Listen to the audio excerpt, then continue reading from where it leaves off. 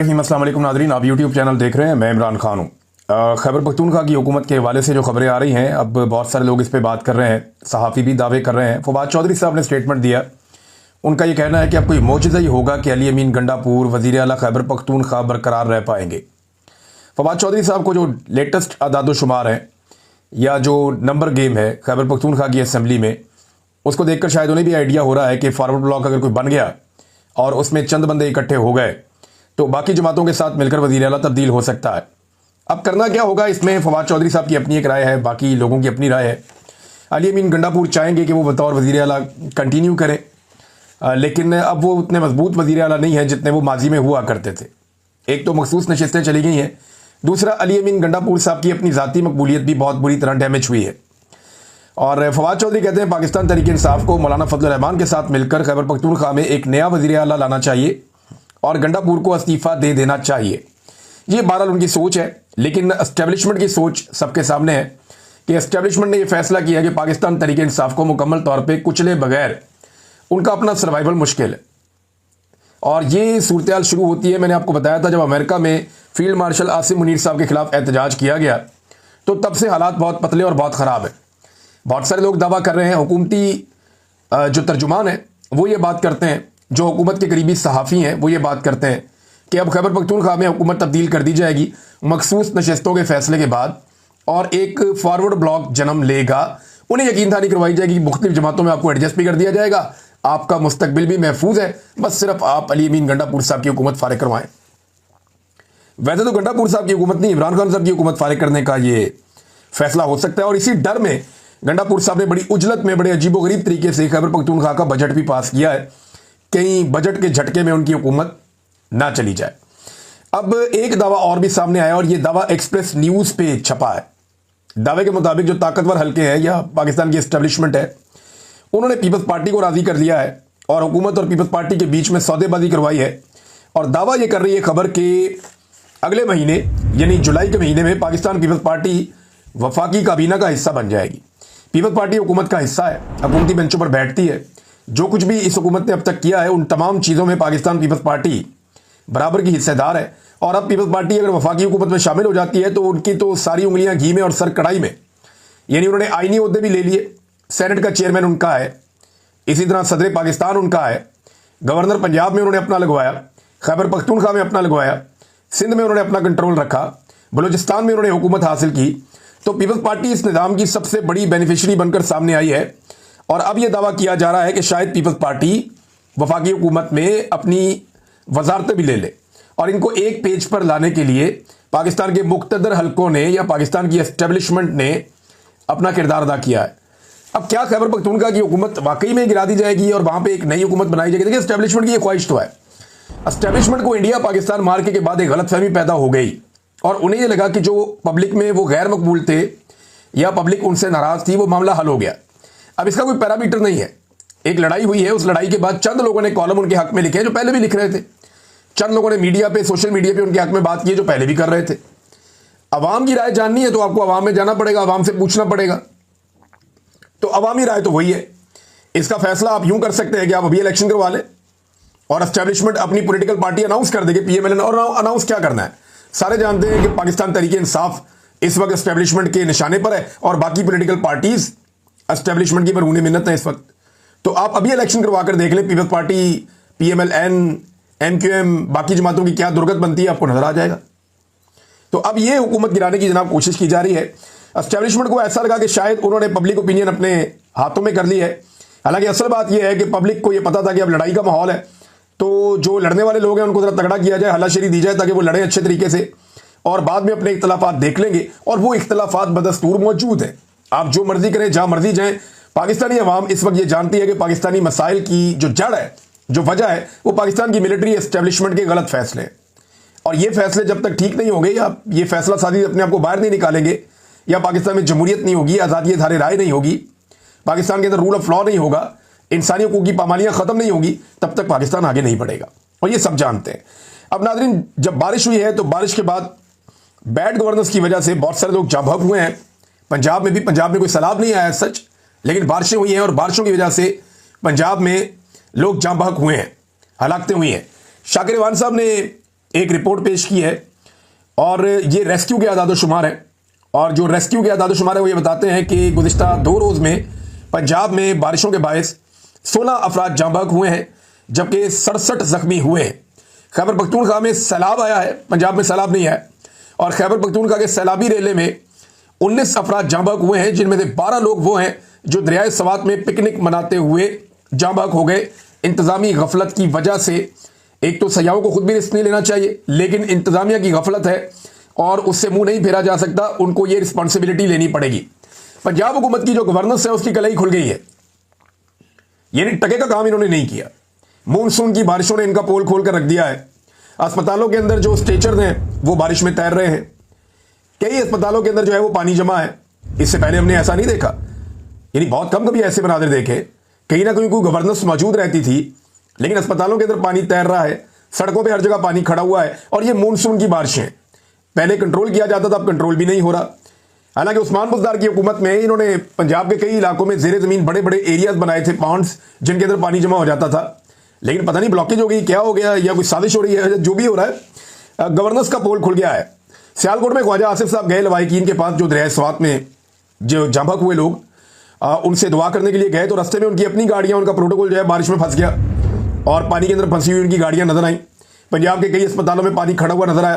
तो पंजाब की जो हुकूमत है उसका पोल खुल रहा है और सारी दुनिया को पता चल रहा है कि यह हुकूमत कितनी नालायक है, नकम्मी है, नखट्टू है और किसी किस्म का कोई काम इन्होंने किया नहीं। नादरीन, इन्हीं बारिशों ने खैबर पख्तूनख्वा की हुकूमत को एक बड़े इम्तिहान में डाला और उससे भी बड़ा इम्तिहान अब सामने आ गया है। खैबर पख्तूनख्वा की हुकूमत ने जब इंक्वायरी करवाई है तो कुछ चीज़ों को उन्हें पता चला कि तजावजात बहुत ज़्यादा बनाई गई हैं दरिया के रास्ते में, और उन तजावजात की वजह से जानी नुकसान होता है। हर मरतबा जब सैलाब आता है या पानी में तुग़यानी आती है दरिया सवात में, तो नुकसान बहुत होता है, क्योंकि वहाँ पे बहुत सारी रुकावटें खड़ी की गई हैं, तजावजात बनाई गई हैं। लोगों ने होटल तामीर कर लिए हैं, लोगों ने रेस्टोरेंट्स बना लिए हैं, बहुत सारा बिजनेस उनके अंदर कर लिया है दरिया के अंदर, और उसकी वजह से लोग जाँ बहक भी होते हैं। अब खैबर पख्तूनख्वा के लिए हुकूमत के लिए एक बहुत बड़ा इम्तिहान है। श्री दादा वहां पे एक सीनियर जर्नलिस्ट हैं, स्वात प्रेस क्लब के साबिक सदर भी हैं। वो ये कहते हैं कि स्वात से आने के बाद चीफ सेक्रेटरी की हिदायत पर दरिया स्वात के किनारे कायम तमाम नाजायज तजावजात के खिलाफ ऑपरेशन शुरू कर दिया गया है। यानी सारी तजावजात गिराई जा रही हैं, ऑपरेशन शुरू हो गया है, मशीनरी पहुंच गई है, काम हो रहा है। होटल मालिकान अब एक चैलेंज कर रहे हैं। यहां पे एक होटल मालिक का मैं इंटरव्यू सुन भी रहा था, वो भी यही बात कर रहा था कि जनाब आपने हमारे होटल गिराने, हमारी चीजें गिरानी है तो आप गिरा दे। लेकिन वो कहता क्या, जरा ये सुने आप। بیا د میر مقام ذاتی هوټل پر سره سبا ذریعہ دې جوړیږي دې ذریعہ نه یو خاصه گزارے یو خاصه نه ये पश्तो में बात कर रहे हैं। एक्चुअली वो ये कह रहे हैं कि अमीर मुकाम और गुलाम अली के होटल, गुलाम अली जो है वो साबिक गवर्नर हैं खैबर पख्तूनख्वा के, और इनका ताल्लुक जो है वो JUIF से है, फजलुर रहमान साहब की पार्टी के हैं, रिश्तेदार भी हैं शायद फजलुर रहमान साहब के। ये तो हाजी गुलाम अली साहब जो है उनका भी होटल है वहां पे दरिया स्वात में और तजावजात में है। अमीर मुकाम जो है उनका भी दरिया के ऊपर होटल बना हुआ है। तो उन्होंने कहा जी हमारे होटल तो आप गिरा रहे हैं। ये जो होटल मालिक है वो ये कह रहा है मैं मान जाऊंगा अगर उनके होटल की एक ईंट भी आप हटा दें, ये वो कह रहा है। मैं अब स्वात में जो है वो तजावजात के खिलाफ जारी ऑपरेशन में मकामी होटल के मालिक ने हुकूमत को एक बड़ा चैलेंज कर दिया, और ये एक ने नहीं किया, बहुत सारे लोगों ने किया। श्रीदादा साहब लिखते हैं कि होटल मालिकान का कहना है कि क्या इंतजामिया वफाकी वजीर अमीर मुकाम और साबिक गवर्नर गुलाम अली के होटल पर हाथ डाल सकेगी? वो तो बिल्कुल दरिया सवात के ऊपर है, बिल्कुल करीब है। तो अब ये एक बड़ा इम्तिहान है, क्योंकि इमरान खान साहब ने सारी अपनी पॉलिटिकल लाइफ में एक बात बड़े जोर शोर से की है कि कानून की हुक्मरानी होनी चाहिए और ताकतवर को कानून के नीचे लाना चाहिए। जो छोटे लोग हैं उनके ऊपर कानून जो है वो लागू होता है, और जो बड़े लोग हैं वो कानून से बच जाते हैं। यानी कानून मकड़ी का एक ऐसा जाला है कि उसमें छोटे मोटे जानवर फंस जाते हैं और बड़े जानवरों से फाड़ के बाहर निकल आते हैं। तो इमरान खान साहब ने एक मिशन बनाया था कि ताकतवर को मैंने कानून के नीचे लेकर आना है। अगर तो ये छोटे मोटे होटल मालिकान के और जो लोग कमजोर हैं उनकी बिल्डिंग्स अगर गिराई जा सकती हैं और तजावजात हटाई जा सकती हैं, तो क्या हाजी गुलाम अली साहब और अमीर मुकाम साहब उनके होटलों को भी गिराया जा सकता है, ताकि दरिया सवात को तजावजात से पाक किया जा सके और आइंदा किसी हादसे से बचा जा सके? ये गंडापुर साहब का एक बड़ा इम्तिहान है। देखते हैं कि वो इस इम्तिहान में पास होते हैं या नहीं। लोग दावा करते हैं कि उनकी हुकूमत गिर जाएगी, तो उससे पहले उन्हें कुछ तो ऐसा करके जाना चाहिए कि कल को वो कह सकें कि उन्होंने कोई यादगार काम किए थे। नाज़रीन, ने बिजली की कीमत में 35 रुपए ये कहते जी एक टैक्स आता था, वज़ीर आज़म ने कहा जी हमने खत्म कर दिया, लेकिन दूसरी जगह डकैती मार दी। इन्होंने 35 रुपए का टैक्स जो ये PTV वाला था ये हम खत्म कर रहे हैं। तो अच्छी बात है, पीटीवी को क्यों पाले लोग? पीटीवी को देखते ही नहीं लोग। जिन लोगों के घरों में मीटर लगे हुए हैं, पीटीवी को तो देखते ही कोई नहीं है। शादो नादर कोई शख्स पीटीवी को देखता है, लेकिन पीटीवी को पालने के लिए टैक्स पूरे पाकिस्तान से ये ले रहे हैं और कई दहाइयों से ले रहे हैं। तो वो टैक्स जैसे ही खत्म होता है तो साथ ही जनाब पता चलता है कि जो गैस का मीटर है उसके ऊपर फिक्स्ड चार्जेस लगा दिए गए हैं। ये डिफरेंट खबरें मेरे साथ खुली हुई हैं सामने। जो फिक्स्ड चार्जेस लगाए गए हैं गैस के ऊपर, वो 50% तक उनमें इजाफा कर दिया गया। आप अंदाजा करें, यानी जो 1000 दे रहा था वो 1500 रुपया दे रहा। यहां 35 रुपए कम करके वहां 500 रुपए बढ़ा दिया गया। वहां 50% तक का इजाफा कर दिया गया। यहां पे एक छोटा सा रिलीफ और वहां पे एक बहुत बड़ी डकैती। यह हुकूमत ऐसे वारदातें डालती है, यानी एक जेब आपकी जो है उसको छोड़ती है कि जनाब हम आपकी जेब नहीं काट रहे, और बाकी 4 जेबें आपकी काट लेते हैं। ऐसी तबाही फेरी। इन्होंने पाकिस्तान को तबाह बर्बाद कर दिया और एनर्जी के ऐसे मंसूबे लेकर आए कि 1 यूनिट अगर पाकिस्तानी इस्तेमाल करता है तो पाकिस्तानी 3 यूनिट्स के पैसे देता है। यानी अगर 100 यूनिट इस्तेमाल किए तो आपको 300 यूनिट के पैसे इसलिए देने पड़ेंगे कि इन्होंने घटिया तरीन आईपीपीएस के मुआहदे किए हैं। और करने वाला कौन है? नवाज शरीफ, शहबाज शरीफ। इनके दौर के मंसूबे आज भी पूरे पाकिस्तान के गले पड़े हुए हैं। बिजली बनाने की कैपेसिटी ज्यादा है, इस्तेमाल थोड़ा है। और अगर इस्तेमाल नहीं भी करना फिर भी आपने जिसको इस्तेमाल नहीं करना उसके पैसे आपने देने। ये मुआहदे इन्होंने किए हैं पाकिस्तान के अंदर। नाज़रीन, रुपए की कदर भी बहुत तेजी से गिर रही है। इस हवाले से मेरे पास एक खबर है, अभी आप गूगल करके देख लें। ये कोई ग्लिच भी हो सकता है सिस्टम का, लेकिन जो मैं पढ़ रहा हूं ये बड़ा अजीब है। कुछ लोगों ने इसको ट्वीट भी किया और इसको शेयर किया। गुज़िश्ता चंद दिनों में बहुत तेजी से पाकिस्तान में रुपए की कदर गिरी है। डॉलर की प्राइस जो है वो बहुत ज़्यादा हो गई है। इसी तरह जो पाउंड है उसकी प्राइस बहुत ज़्यादा हो गई है। अगर आप आदादोशुमार देखें तो एकदम से ये पिछले 1 हफ्ते में ट्रेंड आया है और पाकिस्तान के अंदर जो है वो इनकी कदर गिरी है रुपए की। यानी 283.49 रुपीज़ का जो है वो अब एक हो गया है डॉलर। ये बहुत महंगा हो गया है डॉलर। और अगर आप चले जाएं पाउंड पे तो पाउंड की कीमत भी इसी तरह बढ़ गई है, वो लगभग 390 रुपये के करीब पहुंच गया है। तो ये मौजूदा हुकूमत ने पाकिस्तान को तोहफा दिया और कहते हैं मीशत ठीक हो रही है। भाई अगर जिस मुल्क की मीशत ठीक हो रही होती है उसके रुपए की कदर बढ़ रही होती है ना, सिंपल फार्मूला है। हमारे रुपए की कदर बढ़ नहीं रही, उस मुल्क में सरमायाकारी आ रही होती है, यहां पे सरमायाकारी आ नहीं रही। ये बार बार हर चंद दिनों के बाद ये हुकूमत दावा करती है कि सरमायाकारी आ रही है, सरमायाकारी आ रही है। तो पाकिस्तान में पहुंचता क्या है?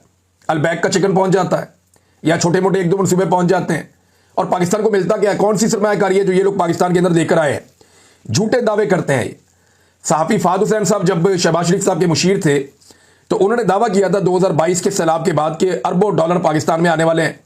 उनमें से भी कुछ खास नहीं मिल सका। बिलावल ने बड़े बड़े दावे किए कि मैंने इतना पैसा प्लज कर दिया। कहां पे वो पैसा? आज तक नहीं आ सका।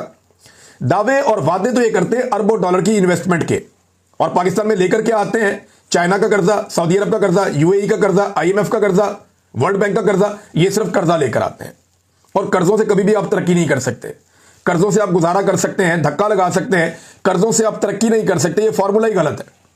मुजम्मल असलम साहब ने भी कहा जनाब कि ये एंड में पाकिस्तान को मिलता क्या है? अलबैक का चिकन मिल जाता है और कुछ नहीं निकलता है।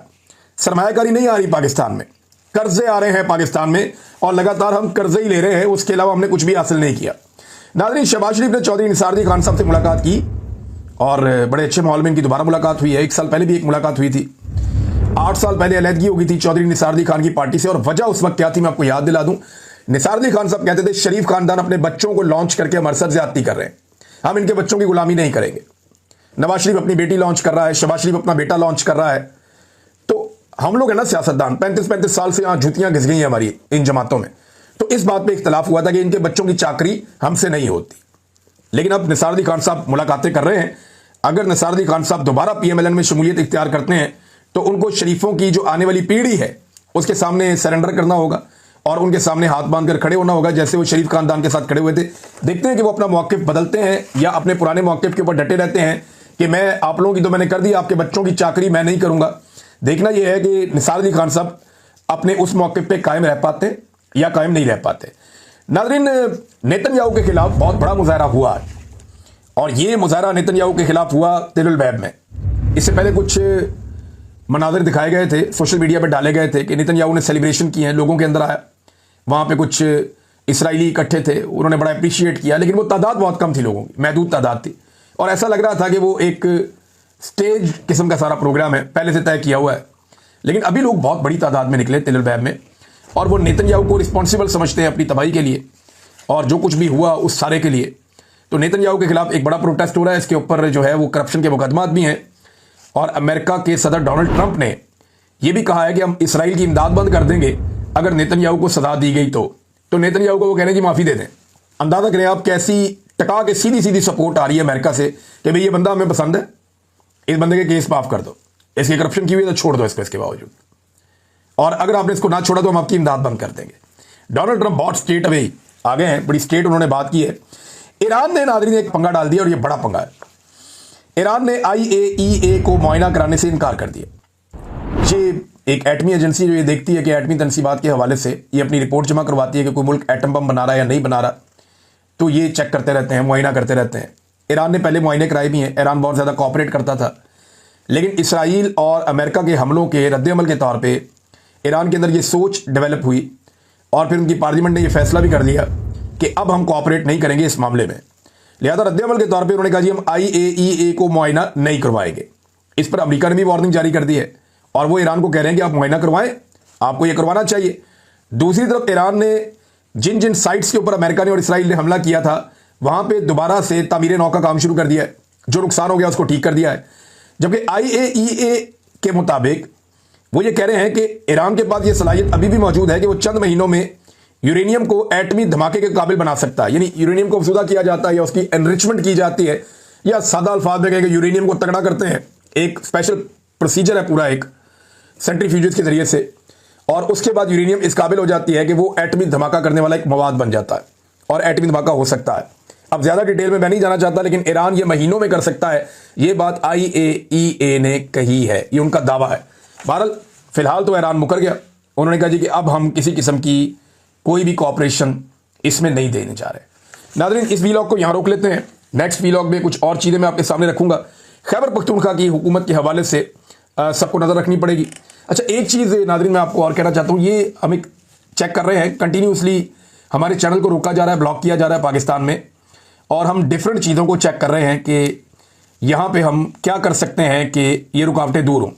तो वही VPN वाला मामला कि अगर आप VPN इस्तेमाल करेंगे तो आप आराम से हमारी वीडियोस पाकिस्तान में देख सकते हैं। जो वीडियो आप देखें ना, तो आप इसके ऊपर एक लाइक का बटन दबा दिया करें।